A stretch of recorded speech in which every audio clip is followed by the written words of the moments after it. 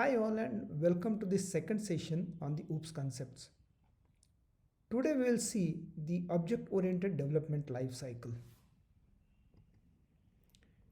A common software development life cycle known as the waterfall model was there in use for many years.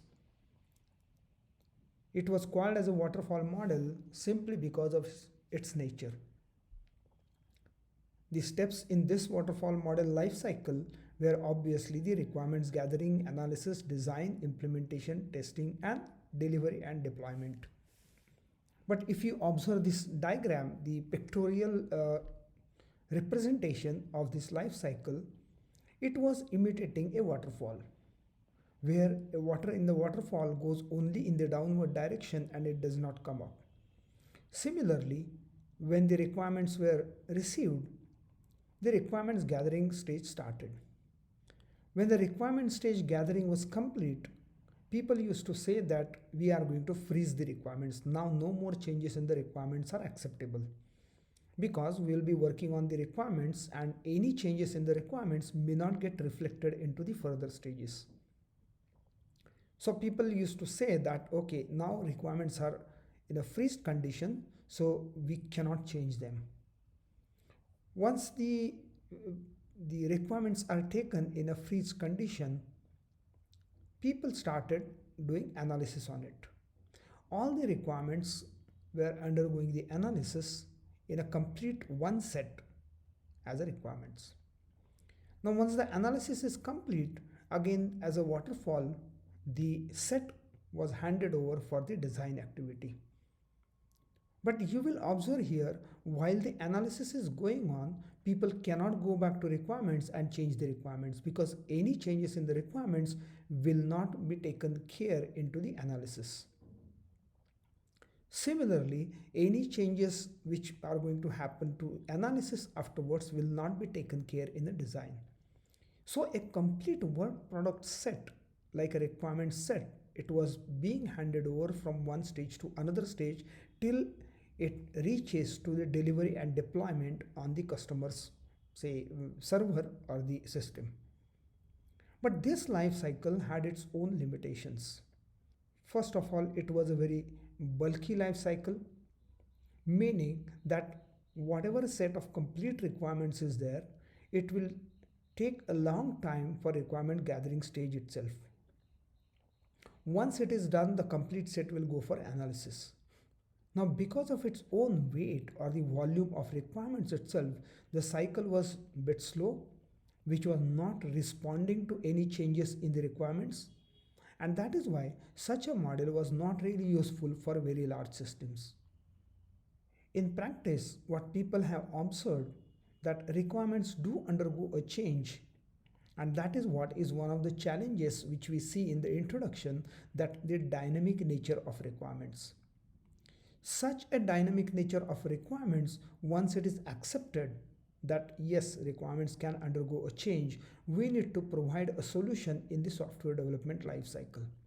And this is where the SDLC waterfall model was falling short of its provisions.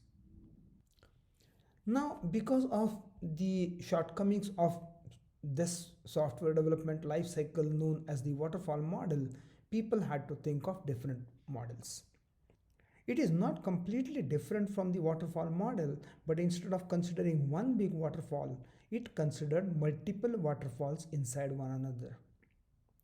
This life cycle depends on iterations.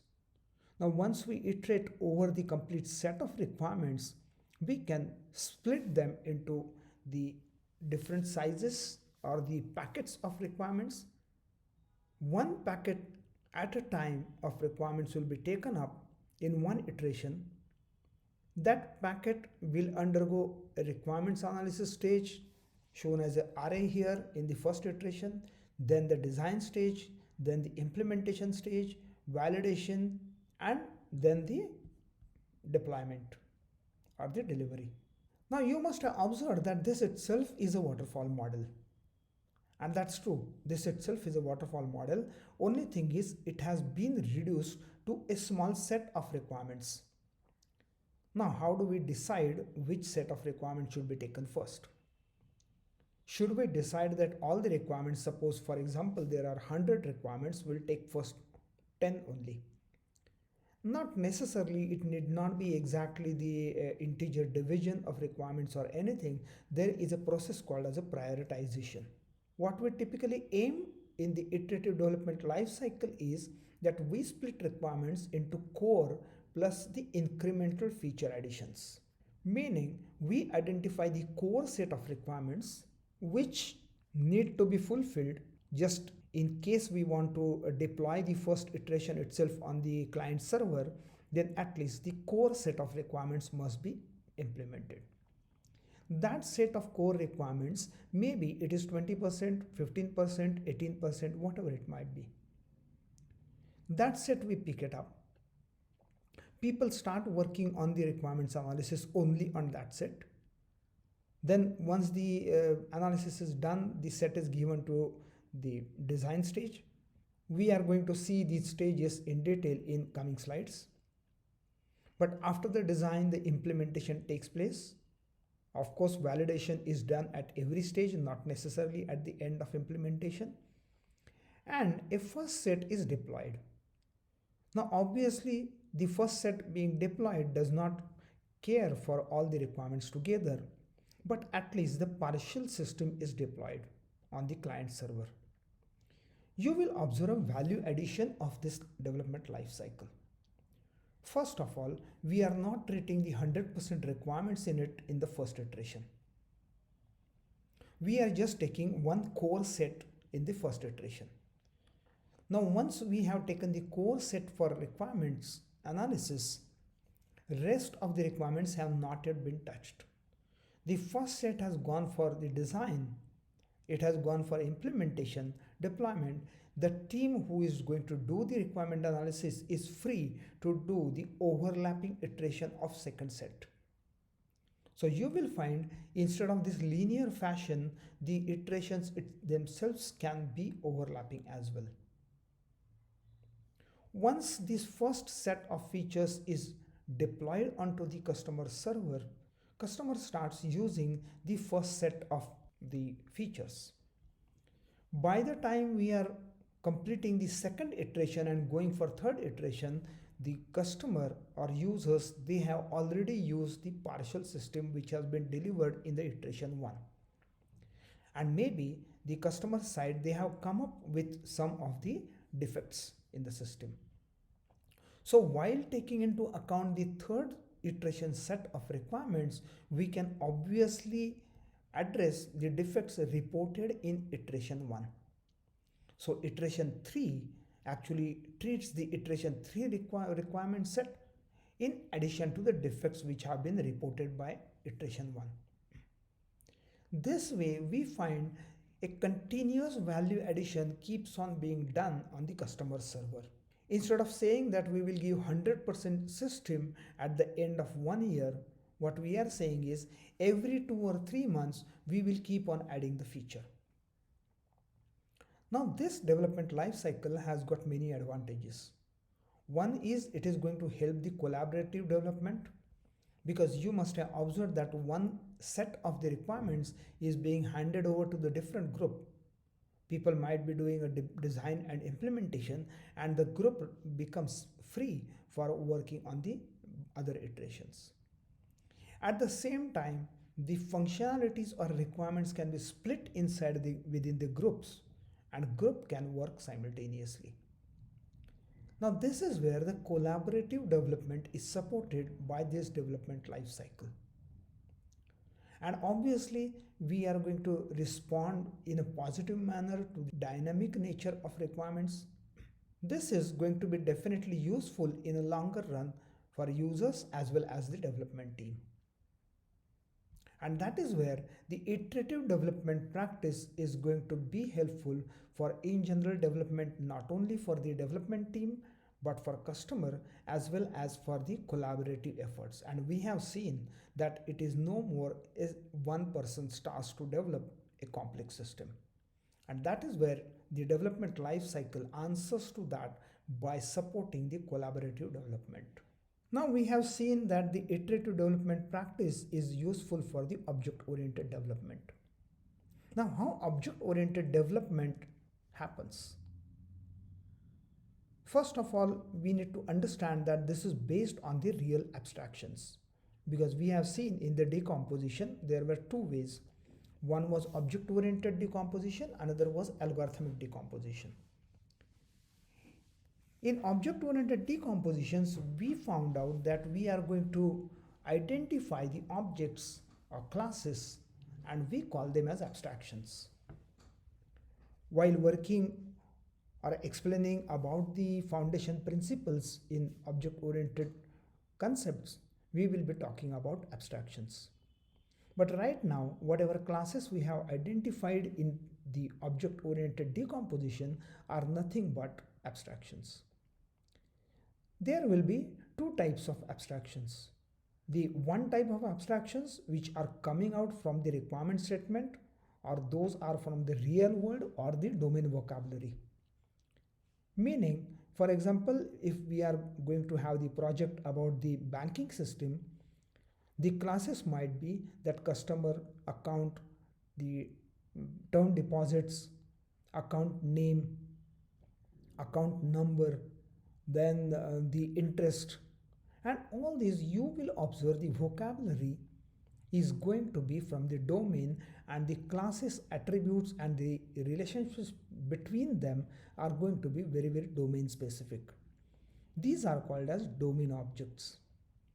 And when we are going to design our system finally, the part which gets deployed on the server in form of a source code, you will find it will also contain some programmatic abstractions. For example, a linked list, array list, it might be a map, a hash map, string builder, string buffer. All those are HTTP session, HTTP request, HTTP response. You will find these are programmatic abstractions. So finally, what is going to be the set of abstractions will contain two types of abstractions. One which is coming from the real world problem statement. Those are nothing but from the domain vocabulary, and the rest which are coming from the programmatic world from the design or the implementation steps. Now our development life cycle is of the iterative nature plus the incremental nature. Means we are going to have multiple iterations, and in every iteration we will do the incremental addition of features. In all this complete life cycle of development, our main focus is going to be on identify and organize the abstractions. Not only abstractions but also the relationships, and there are going to be other models which will try to identify the interactions, the state changes, the time sequencing.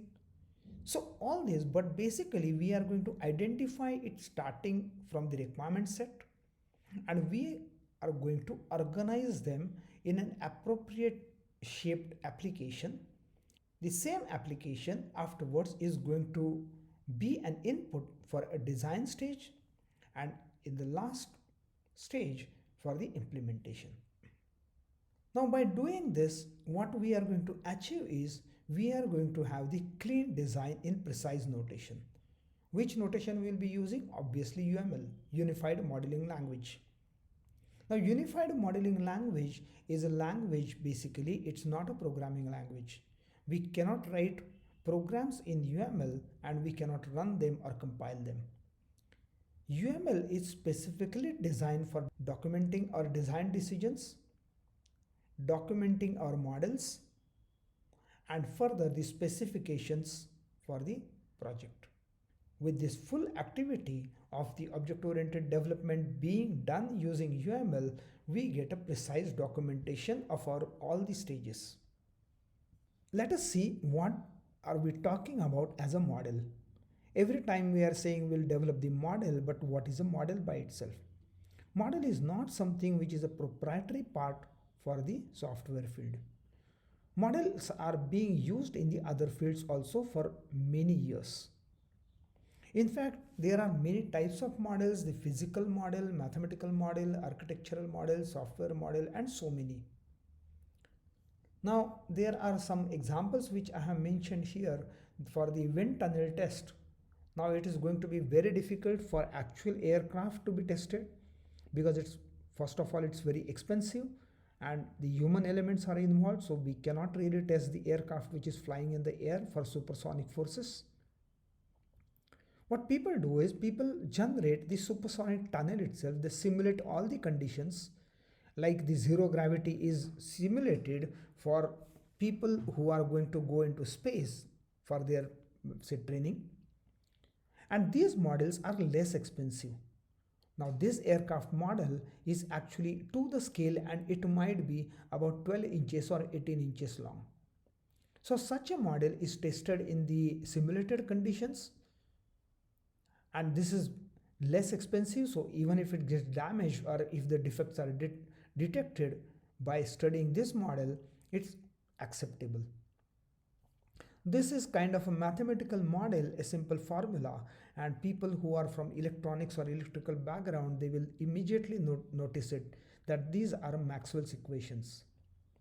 The Maxwell's equations were very useful, and because of those equations only we have got electricity everywhere. Now these equations actually, they allow people to study what exactly will happen if a magnet is moved in the vicinity of a coil. So this is kind of a mathematical model in a sense. Now this statue, I do not think I need to elaborate on what this is, but this is basically, this was used as a model for constructing the largest statue which is standing in India, the tallest one. But always, even the architectural structures are constructed based on the model, because there are lots of studies they need to do it. It might be the stress analysis, or it might be really the crosswind forces, it might be the earthquake simulations, everything. So basically these are architectural models, even for tall buildings also they prepare it. And finally we arrive at something called as a software model, which is of our interest.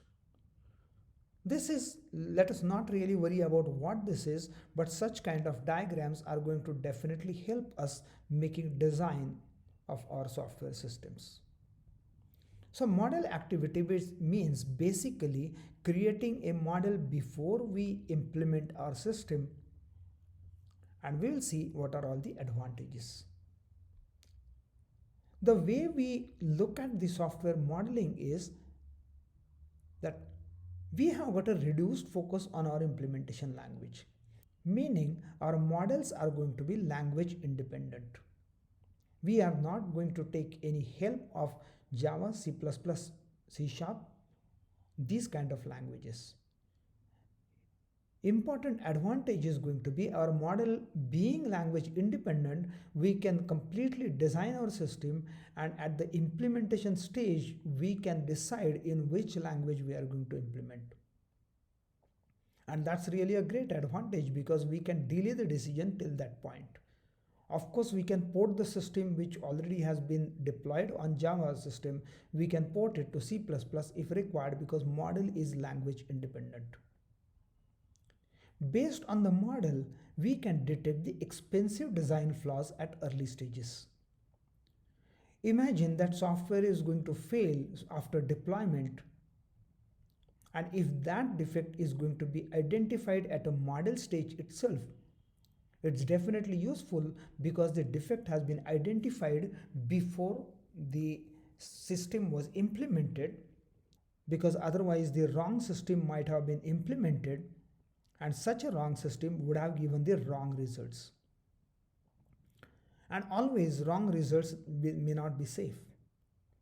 Just imagine the software which we are going to write is going to be fit into the gun, and gun is going to rotate in azimuth and elevation, and there is a flaw or the defect in the system itself. There has been a defect which has not been noticed by anyone, and after implementation, instead of the gun, and the defect is such that the gun horizontal angle at which the gun is supposed to point, there is a 180 degrees error because of the tan inverse sign change.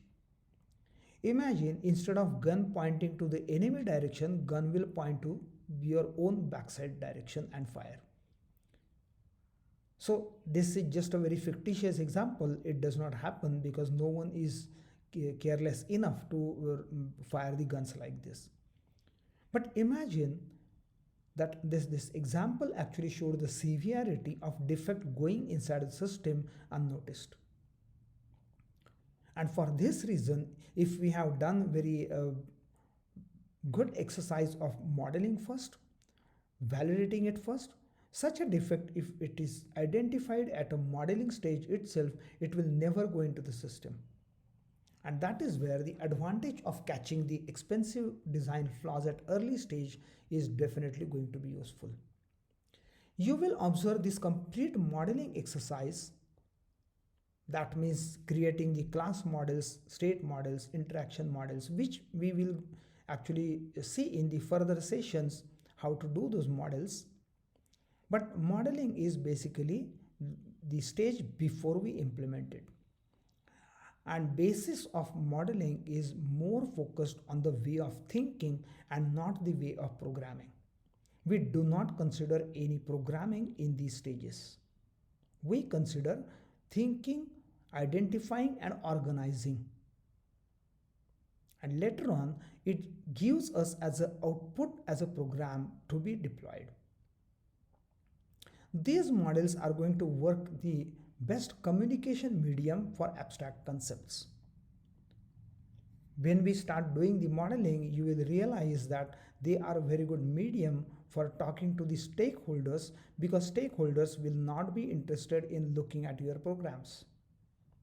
Suppose you tell them that I have written a program, please check it and tell me if that is correct or not. First of all, who are all stakeholders? Stakeholders means people who may get impacted by this application, by this program or by this system. So end user is a stakeholder, financer is a stakeholder, architect, technical leader, domain experts, the business analyst, everybody is the stakeholder. Now suppose you have got the project in the insurance domain and you have made a model of the system which you have understood, maybe the model between the insured, insurance amount, the premium amount and including everything. You have written the program, sample program, and you are trying to show it to an insurance expert. First of all, insurance expert will get confused because your program is in C++ and the person will not understand what is a star, what is ampersand, what you are passing as a parameter, as a reference or as a pointer or as a value. Why insurance expert will pay attention to your model rather the program? Never. And that is where insurance experts or domain experts help, you will not be able to take it. Instead, if you have made a simple model from it and if you are trying to share it with the insurance expert, maybe with just by some conventions, insurance expert will pay attention to it and immediately catch the defects, if at all there are any. Because obviously that person is expert in the domain and we are expert in programming. That is where the model adds really a value while communicating with the stakeholders. The models which we are going to create are nothing but equivalent to the civil engineering drawings or the architectural drawings. You know that when we construct a building, all the drawings architect finally hands it over to us and we preserve those.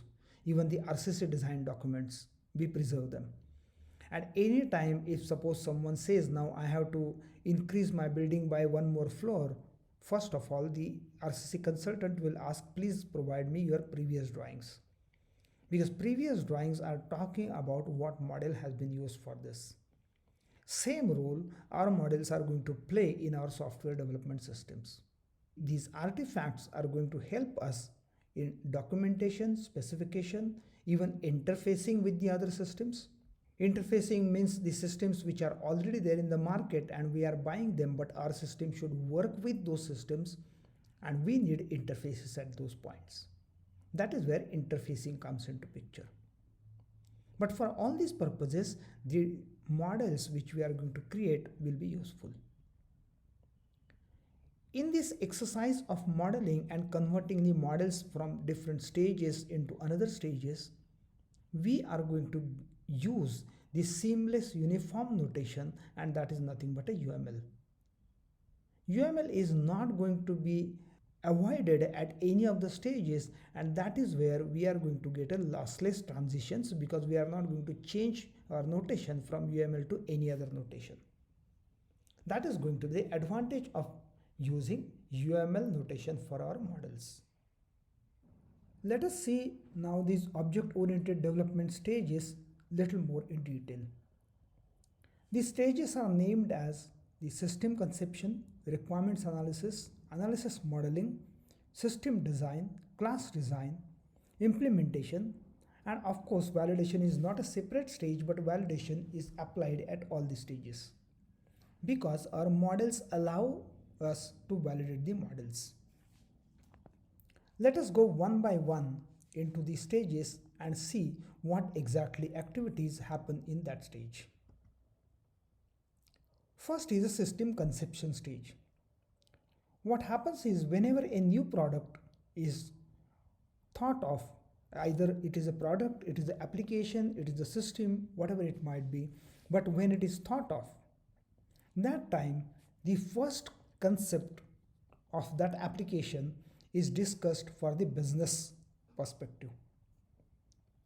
And that is where the business analysts and architects will be part of it. Of course, the domain experts will be part of it, because suppose it is going to be a new design of the telephone system, or it might be a new collaboration development system which someone is designing, then obviously the domain experts, the business analyst, and the key makers of that application or project will be involved at this stage. Are developers or testers involved at this stage? No, they will not be involved in this stage, because at this point overall application, how it will be perceived by the users, by the business, what is going to be a business value addition, how this system will be perceived by its users, by its stakeholders, those things are discussed, and mostly the business application or a business case is put forward. At this stage, people discuss about the business impact, the architectural, any suggestions, any domain experts advice, because that gives the feasibility of the system. And focus is more on the business value addition rather than how the system will be developed. What is expected is discussed more rather than how it will be developed. And at the end, what we get is a set of tentative requirements. This set of tentative requirements is not necessarily a detailed list or detailed booklet of 400-500 pages which contains each and every requirement. This set of tentative requirements is talking about what the system overall should be doing about it, and it gives a clear idea of what is in the mind, and of course its business value. So system conception stage generates this set of tentative requirements which are not complete in the nature, but that becomes the input for the next stage called as a requirement analysis. Now, do we do the system conception step in the iterative development practice? No, it is generally done only once when the idea is put forward. So that does not undergo an iteration, but that is done only once. The set of tentative requirements become the input for next stage called as a requirements analysis. Who are all involved at this stage? Necessarily the domain experts, solution architects, system analysts. All these are part of the team who works on the requirements analysis.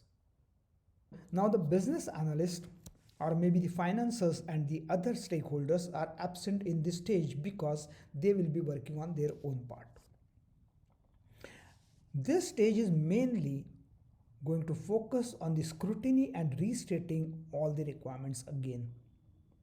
Why should we do that? Because in first stage, people have not given more attention in detailing the requirements, but the idea was just to come out with a set of tentative requirements. At requirement analysis stage, the domain experts, solution architects, and the system analysts, they will take each requirement in a set, discuss from all sides based on it, and arrive at what are all things we need to add into this document to make requirement very clear. Every requirement needs to be clear. There cannot be any contradiction in the requirements. The requirements need to be consistent. And this is what we must have seen in the introduction session, that these are the characteristics of requirements. And this is done at a requirement analysis stage. Generally, the developers or testers, they do not take part in this stage. But mostly the domain experts, because they understand how the domain works. So whenever they find out that there are certain requirements, either they are sounding contradictory, inconsistent with each other, or there are certain portions which are not explained very well. What should happen in given condition? For example, people are writing requirements about generating an ATM, and people have written that the user comes and when the user's card will be used, card will be inserted in the machine and machine will deliver the cash. What will happen if there is no enough cash in the ATM? Now this must have been explained in the requirements document. Because if it is not explained in the requirements document, whether the person gets the error or what happens or a beep sound or whatever it might be, but if that is not mentioned, the development cannot go ahead. And that is what is the purpose of making the set of requirements complete, non-contradicting and consistent for development and design in the further stages.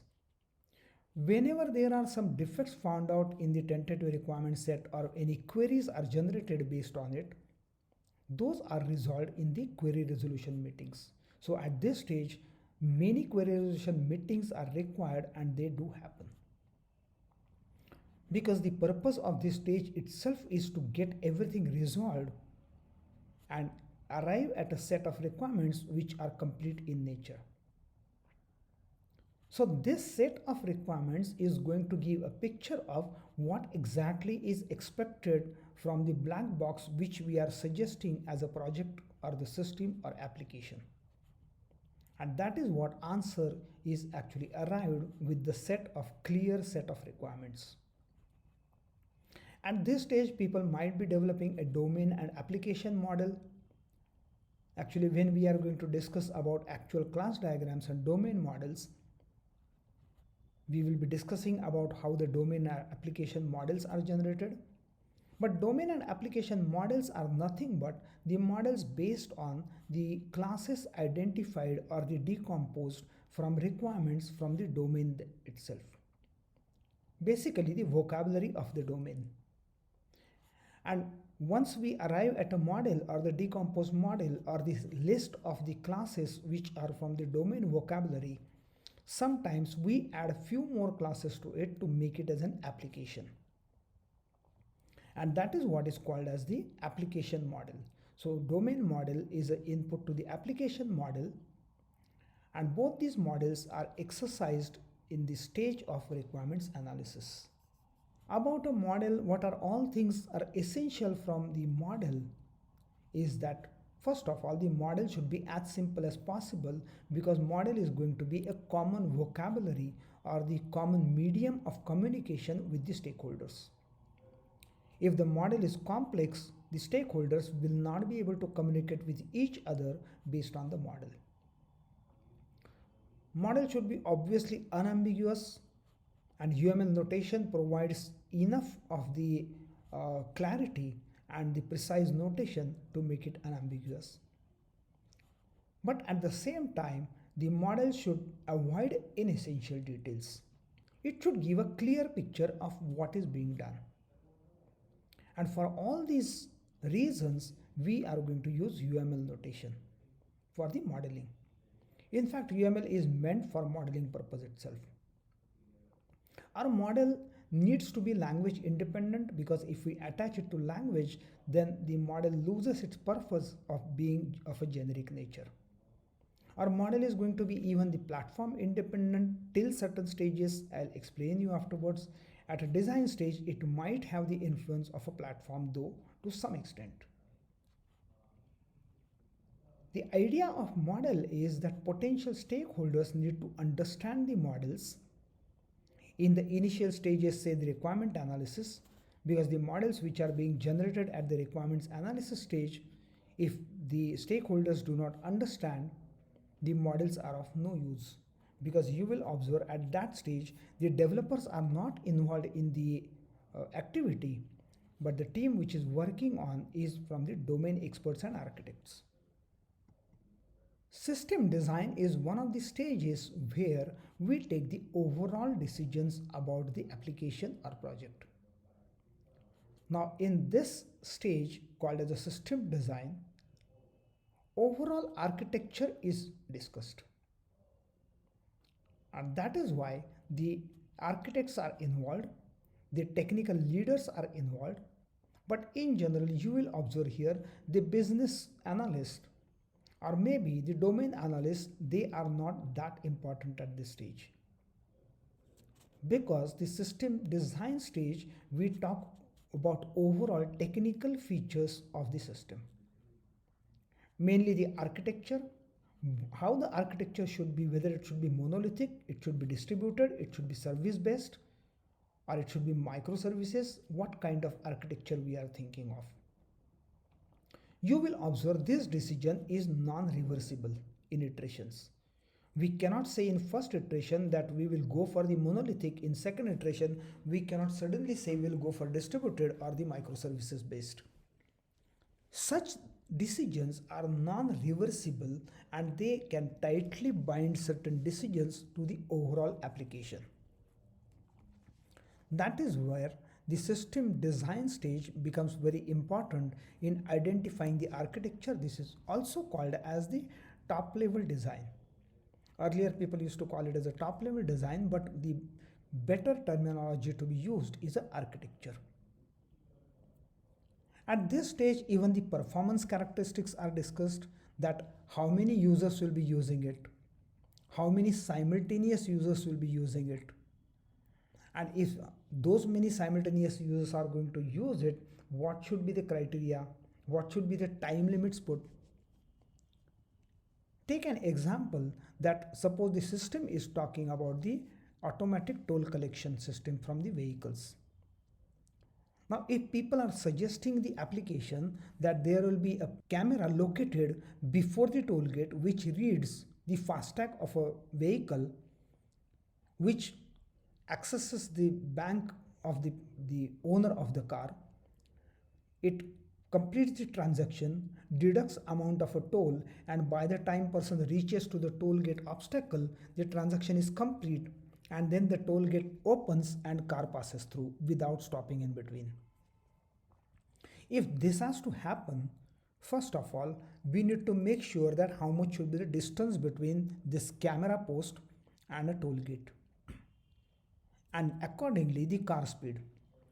For example, car speed at that point is limited to 35 kilometers per hour, and the distance between this camera and a toll gate is 100 meters. Then vehicle is going to take around 10 seconds to reach to the toll gate. That means the criteria comes as the transaction must get completed before 10 seconds, and with the say the engineering factors, it must get completed within 1 second, so that if the transaction fails, the driver should get enough warning to stop at that point. Suppose the transaction fails and amount is not deducted, vehicle will otherwise hit the barricade, that obstacle, and break it. Now this 100-meter distance, the car vehicle's speed, the transaction time, all these you will observe, they are language independent. They do not depend on which language we are going to implement. They are based on the parameters which are about a system. Now, not only this, suppose we arrive at the solution that within 1 second the transaction must complete, and there will be 9 seconds remaining for indicating to the driver whether the transaction has completed or not. But imagine there are 6 lanes and 6 drivers simultaneously are going to pass through a parallel systems. So within that 1 second, 6 transactions are going to happen. Not only this toll gate is connected to few other toll gates, maybe 100 or 1000 other toll gates in the centralized system. Now you will start getting the numbers and so many transactions in 1 second to be completed. This gives the input for people to design the architecture. These are called as performance characteristics, and these are discussed at the system design level. That is why I said this is non-reversible stage. Any communication protocols, that is whether the system is going to be real-time system or it is going to be a queue-based system. For example, the toll gate collection system is a real-time system. We cannot put the transaction request into queue and then process it. But what about the share market? Yes, in a share market, the transaction settlement can be put into the queue, and at the end of the day, the settlement can be done. So these are the decisions which are important at this stage, and you will observe all these decisions have got nothing to do with in which language we are going to implement those. In addition to this, any architectural patterns we are going to suggest for this kind of the architecture, maybe the MVC, the model view controller, suppose is going to be suggested. This gives a direction for the application or the domain models which will be created, and accordingly the design models. Once the system design is done, that system design stage gives us the overall directions about what are going to be the parameters which are going to be the guidelines for the further development. So the requirements analysis might happen on some of the requirements like the iterations, but system design happens on the overall system. Then we come to the class design level. Now class design means you take individual classes which have been identified in the domain model or in the application model, which have come from the vocabulary of the domain, take individual classes and go on detailing them from the application model to convert them into design classes. Because system design stage has talked about all the other architectural level decisions. For example, whether it is going to be a distributed system or not, whether it is going to be microservices or not. All these are taken into account and individual classes are designed in this stage. Mostly the focus at this stage will be on the data structures and algorithms. Any specific algorithms, for example, the comparisons, the sortings and everything are to be applied, are thought of at this stage. Any fixing the violations, for example, if the encapsulation or abstraction or data hiding or anything is being violated, we fix it at this stage, or we pay attention to such kind of violations at this stage. And this stage, of course, it is part of the advanced object-oriented analysis and design. So in the OOPS concepts, we will not be giving any attention to this design stage. This is just for our understanding of the overall process, where exactly OOPS concepts fit. So that is what is the only importance at this moment. So even if you do not understand what exactly happens in the class design stage, that is fine, because this itself is a topic by itself. All these stages are considered in detail in what is called as the unified process. But that training topic itself is separate topic and it is an advanced topic. Coming back to our class design, even we talk about adding some proxy objects. Sometimes what happens is the main classes which we are deciding from the domain perspective or the domain decomposition or application model, we may not give direct access to them from the client. We add some of the proxy objects in between. The proxy object might be checking the authorization and then allowing the actual objects to be accessed. Sometimes we add the indirection layers. For example, suppose we want to know that who has generated the query on XYZ table. Imagine if it is the share market, the company who is the investor in the share market. And for their systems, the security systems are too tight. A developer just cannot fire any query on the database and find out who is buying how many shares, because that will come under the insider trading. So in such a software, there are many security layers which are applied. So these indirection layers, and there are certain classes which need to be added. Indirection layers will be discussed at the architectural level, but actual classes will be added at the class design level. Any design patterns need to be added at this point, because maybe people will identify that domain classes identified are suggesting some specific pattern. For example, the factory method pattern they are suggesting. Then actually the factory pattern method is applied at the class design level. And as I mentioned earlier, the class design stage can get influenced by the implementation platform, because there are certain, maybe the classes, the data structures, design patterns, they might be biased towards some of the platforms. But keeping even this stage independent of any specific platform or language is going to be helpful in a long run in general. Once the design or the class design stage is complete, we can arrive at implementation, and our class design model, which includes the details added in application model, is ready for implementation. Implementation stage takes this design model and translates it into the three parts. Some part goes into the implementation language as a logic. Some part goes into database, maybe as a triggers or the stored procedures. And some part may go directly into the hardware systems, for example, the thumb impression system or maybe the other sensors, depending on the application. Implementation stages main aim is to translate this design model into implementation.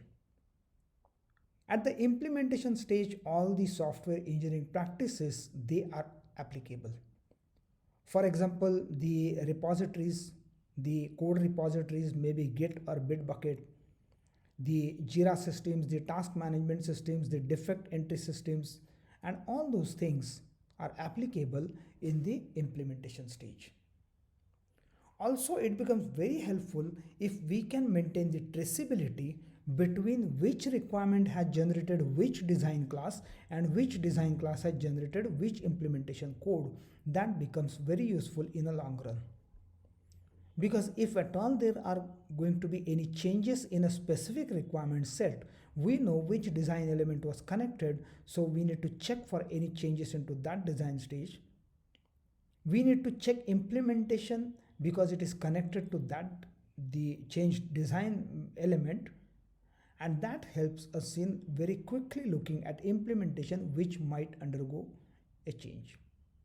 Similarly, if any specific implementation area has developed the defect, then which requirement might get impacted can be found out by the traceability. Traceability is mapping between the requirements, design and implementation. Now we come to actual what models we are talking about. When we are talking about models, we are talking about UML models. Of course, this complete session is only at an introductory level because UML itself is a training by itself. We are just going to have the introduction of UML models and this complete life cycle. Typically, we see three types of models in UML: a class model, state model, and an interaction model.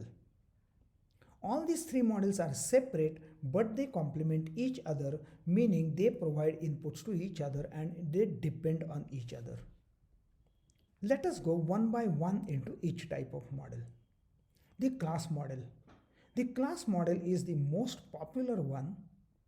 Most of the developers and the teams, they use class model.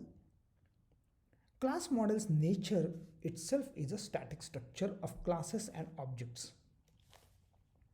When we say static structures, that means there is no reference to the time, there is no reference to the sequence. It only talks about who are the autonomous agents which we saw earlier, and what is the relationship between them, that's all. This is a static structure of classes and objects, but it is going to provide the context for complete software development. Because later on you will see in the state diagram also we refer to the objects and classes, but from where they come from the class diagram. Even the sequence diagrams, they require objects and classes, and those classes, they come from the class model. Now class model actually identifies the class details from where these class and class details are coming from our object-oriented decomposition. We said by using a decomposition, we get the autonomous agents like this. We will not pay much attention to what kind of the notation we are using here, but this is a class notation. UML gives the structure or the syntax for representing a class, for representing the relationship. For example, this is inheritance relationship, this is association relationship, these are attributes, and these are the operations which can be called on that. We will not go into details of what this model is doing, but this is just the example of how class model looks like. This talks about class details and relationships, and it is realized using the class diagram. So class model can be realized by using the class diagram, which looks like this, and an object diagram. Object is an instance of a class. So these two types of diagrams, they help us in building up the class model. Next model is the state model. We have seen all these three models are required, and in all these stages, like in analysis also there will be class model, state model, interaction model. In design stage also those will be there, in implementation stage also will be there. But all these things together will give the guidelines for a developer, because otherwise developer will not be able to write a code. So all these three models are being used for actually implementing the system. So state model talks about the aspects of object which change over time. And this is realized by something called as a state chart diagram or state diagram. State diagram consists of states and the transitions between different states. This is one of the examples of a state diagram. Let us see what exactly this is doing. The state diagram can be much more complicated than this. This is the simplest one for our understanding. State diagram is drawn for a specific context of an object. So air conditioner is an object in which context this state diagram has been drawn. This is called as a starting state. Now with this starting state, we arrive at something called as a state. So this is a state called as off, and this complete outer one is called as a on state. Forget about what is there inside. Consider only the outermost, which is on state, and this is a off state. So whenever the air conditioner is considered, it's always by default in the off state, because this is pseudo start state. It is in an off state, and it can go into on state, that is called as a transition. What is a transition or trigger? The switch on. If someone switches on air conditioner, it will go from off state to on state. And from on state to off state, how it is going to get into the transition is if someone switches off. So if someone switches on, it changes state from off to on, and if someone switches off air conditioner, it changes state from on to off. Within the state also, the air conditioner may keep on changing its own states. This is for our understanding that from which point we should start looking at the state diagram. So whenever it enters into on state, it always by default goes into cooling. This is what the state diagram says. Once it starts cooling, it can go from cooling state to heating state, provided the temperature has gone below certain threshold. By cooling, when this condition is true, the cooling state gets changed to heating state, and air conditioners goes into the heating mode. We say mode, but actually state diagram says it is a state. And from heating state, it can go again into cooling state if temperature goes beyond certain threshold. You will find it will keep on switching over based on the conditions, and whenever someone switches it off, it goes into the off state. So such kind of transitions are captured by using the state model. Last one, or the third one, is an interaction model. Interaction model captures the interactions between outside world and system, as well as interactions between objects and the participants. So there are three diagrams in interaction model, three main diagrams. Of course, there will be others also, because UML overall contains more than 13 diagrams. The most useful ones are use case diagram, sequence diagram, and activity diagram. Activity diagram is the one which captures the overall process and the workflows. Typically, it will be useful in the beginning stages like the requirements analysis, or even in the stages earlier to that. But use cases are the first diagrams which are drawn on the requirements to capture the functionality. So use case diagrams, sequence diagrams, and activity diagrams belong to the interaction model. Let us see in short or in a quick introduction what use case diagram is. Use case diagram captures the interaction between outside world and a system. And for that purpose, we mark the boundary of a system. For example, it's an ATM system, so we mark the boundary. Whatever is inside the boundary is within the scope of development. Whatever is outside the boundary is outside the scope of development, and those are called as actors. Even though actor is shown by a human figure, not necessarily always actor is a human being or a person. Now customer is a human being, agreed. Even the cash van or the person who is going to fill up the cash in ATM is also a human being, but the bank system is not a human being. But it is outside the scope of our development, that is why it is shown as the actor. These are called as use cases. These are nothing but the functionalities which ATM is going to deliver as a value addition to the actors. So the ATM system has got three functionalities. Of course, there will be many more, but for example, we are going to see only three. For example, withdraw amount, view balance, and refill cash. Now, customer as an actor has got access, or it is connected to these two functionalities. Observe, there is no arrow shown here, there is no direction involved. Customer is associated with these two use cases. And these two use cases, of course, they are associated with a bank system, because withdraw amount will need to take help of bank system whether there is enough balance or not. Even the view balance also. Even the refill cash also. But refill cash functionality is not accessible to the customer, as well as the view balance and withdraw amount is not available to the cash van person. So this use case diagram gives a very correct picture how the system is going to interact with the outside environment and with the outside agents.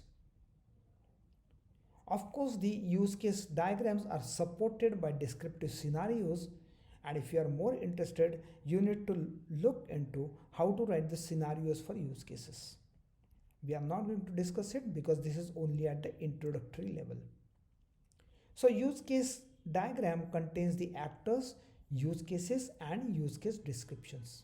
So use cases are going to talk about the interactions between the outside world and a system.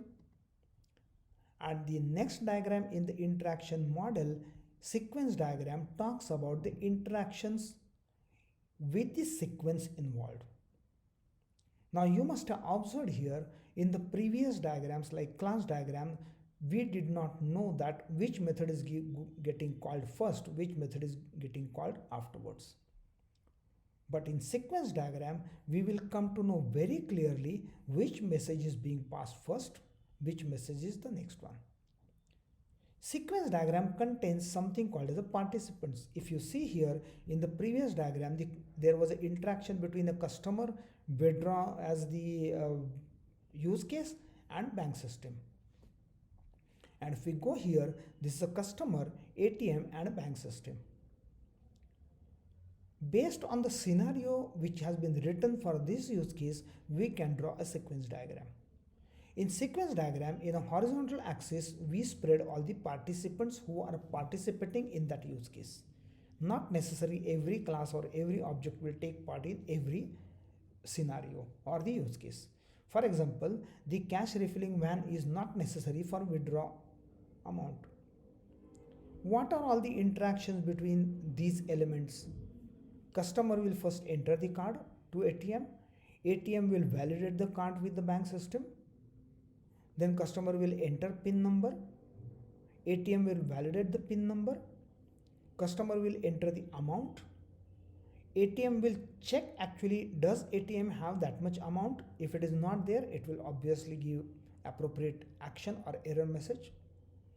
If that much amount is there, ATM will check is there enough balance into the customer's account. If the bank system says yes, ATM is going to give the amount. You must be surprised why we are not showing the if then else kind of a structure here. What if validate card fails? There are structures in the sequence diagram to show such things. But we are not going to go into more details of this, but sequence diagrams necessarily they talk about a sequence because the vertical axis is about a time sequence. Time runs from top to bottom, means enter card is the first action to be taken, then validate card, then enter pin, then validate pin, and so on. Are they to scale? They are not to scale. We cannot say this duration is little longer than this duration simply because this space is smaller than this. They are not to scale, but their sequence is definitely marked in the vertical direction. So this diagram provides us the time sequence, and you must have observed the algorithmic element which we earlier saw was not present. We thought it is not present in the object-oriented decomposition. It arrives here. So sequence diagram provides us a place to incorporate that algorithmic nature, that if then else kind of the happening we can capture in the sequence diagram. Now with this model and everything, let us try to summarize overall the development process. Overall object-oriented development process was talking about the stages from analysis to implementation, of course in iterations, not like a waterfall. We are going to use the same notation at different levels. Different levels means at the domain model, application model, which both these models are going to use the domain vocabulary classes. You will find all the HTTP service request and all those things are absent in the domain model because we have not attached any specific platform to it. The same notation is going to be used at the design stage. Maybe few of the proxy classes will be added to it. Maybe certain service layer classes will be added to it. And at the last stage, maybe implementation classes will also get added. For example, the hash map, string builder, string buffer. All these classes may get added at the implementation stage, but same notation we are going to use at different levels of details. We are going to use object-oriented concepts throughout the development process. We will not leave it at any point. We can validate all the models at all the stages, and that is what advantage we have seen, that we can catch the defects in the early stages. This is what is about the overall development life cycle of object-oriented programming. Of course, this was mainly an introduction to this. More in depth will be a topic by itself, and if you are more interested in learning about this, then the unified process is the process which completely covers this development life cycle. But whatever we have listened to it, it is enough for our introduction of OOPS concepts, because this shows us where exactly these OOPS concepts are going to fit into the overall development life cycle.